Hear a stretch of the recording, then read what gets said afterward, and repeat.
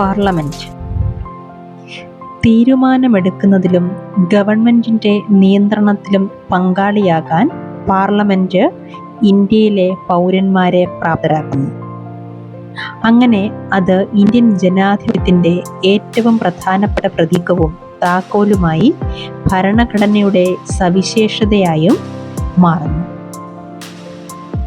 എന്തുകൊണ്ടാണ് ആളുകൾ തീരുമാനിക്കേണ്ടത് എന്നുള്ളതിനെ കുറിച്ച് പറയുകയാണെങ്കിൽ, കൊളോണിയൽ ഭരണത്തിന് കീഴിൽ ജനങ്ങൾ ബ്രിട്ടീഷ് സർക്കാരിനെ വിമർശിച്ചില്ല. മറിച്ച് സ്വാതന്ത്ര്യ സമരമാണ് ഈ അവസ്ഥ മാറ്റിയത്. സ്വതന്ത്ര ഇന്ത്യയിലെ ഭരണഘടന സാർവത്രിക പ്രായപൂർത്തി വോട്ടവകാശം എന്ന തത്വം സ്ഥാപിച്ചു. രാജ്യത്തെ പ്രായപൂർത്തിയായ എല്ലാ പൗരന്മാർക്കും വോട്ട് ചെയ്യാനുള്ള അവകാശമുണ്ട്. ആളുകളും അവരുടെ പ്രതിനിധികളും. ഒരു ജനാധിപത്യം എന്നത് സമ്മതത്തിന്റെ ആശയമാണ്. അതായത് ജനങ്ങളുടെ ആഗ്രഹം, അംഗീകാരം, പങ്കാളിത്തം തുടങ്ങിയവ സമ്മതത്തിന്റെ ഭാഗമാണ്. ജനാധിപത്യത്തിലെ അടിസ്ഥാന ആശയം വ്യക്തിയോ പൗരനോ ആണ് ഏറ്റവും പ്രധാനം എന്നുള്ളതും, തത്വത്തിൽ സർക്കാരിനും മറ്റു പൊതുസ്ഥാപനങ്ങൾക്കും ഈ പൗരന്മാരുടെ വിശ്വാസം ലഭിക്കുക എന്നുള്ളതും പ്രധാനമാണ്. എല്ലാ പ്രതിനിധികളും ചേർന്ന് പാർലമെന്റിനെ നിയന്ത്രിക്കുകയും സർക്കാരിന് വഴികാട്ടുകയും ചെയ്യുന്നു. പാർലമെന്റിന്റെ പങ്ക് എന്താണെന്ന് നോക്കിയാൽ, ഇന്ത്യയിലെ ജനങ്ങൾ അർപ്പിക്കുന്ന വിശ്വാസത്തിന്റെ പ്രകടനമാണ് ഇന്ത്യൻ പാർലമെന്റ്. ജനാധിപത്യത്തിന്റെ തത്വങ്ങൾ എന്തൊക്കെയാണെന്ന് നോക്കാം. ജനങ്ങൾ പ്രതിനിധിയായതിനാൽ നമ്മുടെ സംവിധാനത്തിലെ പാർലമെന്റിന് അപാരമായ അധികാരങ്ങളുണ്ട്. 5 വർഷത്തിലൊരിക്കൽ ലോക്സഭ തിരഞ്ഞെടുക്കപ്പെടുന്നു. രാജ്യം ഓരോ മണ്ഡലങ്ങളായി തിരിച്ചിരിക്കുന്നു. ഈ മണ്ഡലങ്ങളിൽ ഓരോന്നിൽ നിന്നും ഒരാളെ പാർലമെന്റിലേക്ക് തിരഞ്ഞെടുക്കുന്നു. ഒരിക്കൽ തിരഞ്ഞെടുക്കപ്പെട്ടാൽ സ്ഥാനാർത്ഥികൾ പാർലമെന്റ് അംഗങ്ങളോ MP-മാരോ ആകും. ഈ MP-മാർ ഒരുമിച്ച് പാർലമെന്റ് ഉണ്ടാക്കുന്നു. പാർലമെന്റ് ഇനി പറയുന്ന പ്രവർത്തനങ്ങളാണ് നിർവഹിക്കുന്നത്. രാഷ്ട്രപതിയും രാജ്യസഭയും ലോക്സഭയും ചേർന്നതാണ് ഇന്ത്യയിലെ പാർലമെന്റ്. ലോക്സഭയിൽ 543 തിരഞ്ഞെടുക്കപ്പെട്ട അംഗങ്ങളും 2 നോമിനേറ്റഡ് ആയിട്ടുള്ള അംഗങ്ങളും ഉണ്ട്.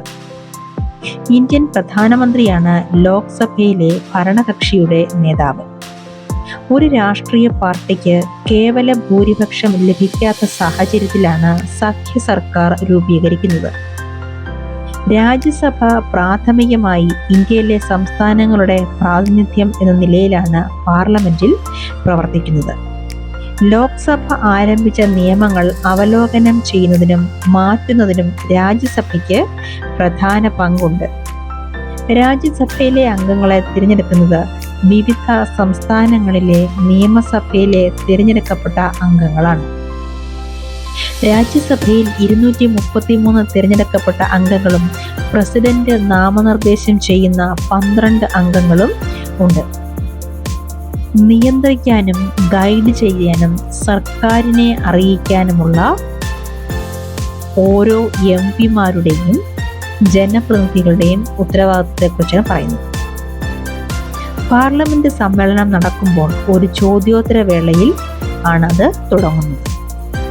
ഒരു MP-ക്ക് സർക്കാരിന്റെ പ്രവർത്തനത്തെക്കുറിച്ചുള്ള വിവരങ്ങൾ വിശദീകരിക്കാൻ കഴിയുന്ന ഒരു പ്രധാന സംവിധാനമാണ് ചോദ്യോത്തര മണിക്കൂർ.